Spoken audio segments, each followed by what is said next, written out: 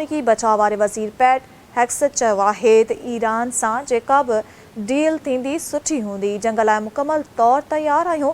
Media सां ॻाल्हाईंदे PAT हेक्सेट चयो त ईरान खे ख़बर आहे त इन खे डील लाइ छा करिणो आहे।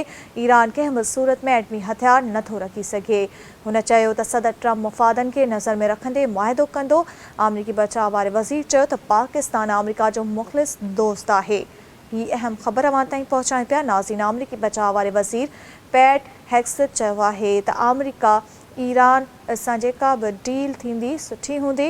जंग लाइ मुकमल तौर तयार आहियूं। मीडिया सां ॻाल्हाईंदे पैट हेक्सेट चयो त ईरान खे ख़बर आहे त इन खे डील लाइ छा करिणो आहे। ईरान कंहिं बि सूरत में एटमी हथियार नथो रखी सघे। पैट हेक्सेट चयो त सदर ट्रम्प मुफ़ादनि खे नज़र में रखंदे मुआहिदो कंदो। अमरीकी बचाव वारे वज़ीर चयो त पाकिस्तान अमरीका जो मुख़लिस दोस्त आहे। ही अहम ख़बर अवां ताईं पहुचायूं पिया। नाज़रीन, अमरीकी बचाव वारे वज़ीर पैट हेक्सेट चयो आहे त ईरान सां जेका बि डील थींदी सुठी हूंदी।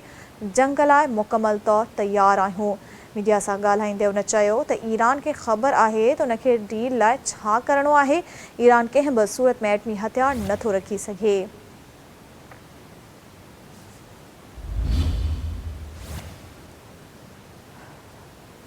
अमरीकी बचाव वारे वज़ीर चयो त पाकिस्तान अमरीका जो मुख़लिस दोस्त आहे।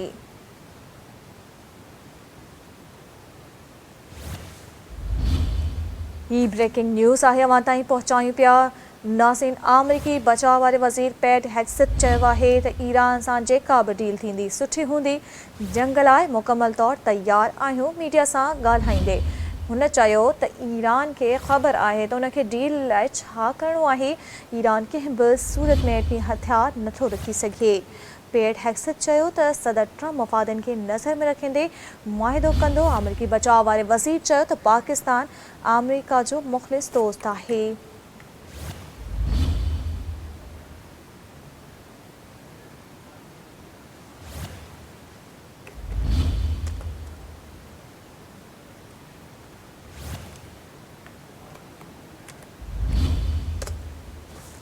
नाज़रीन, अमरीकी बचाव वारे वज़ीर पैट हेक्सेट चयो आहे त ईरान सां जेका बि डील थींदी सुठी हूंदी।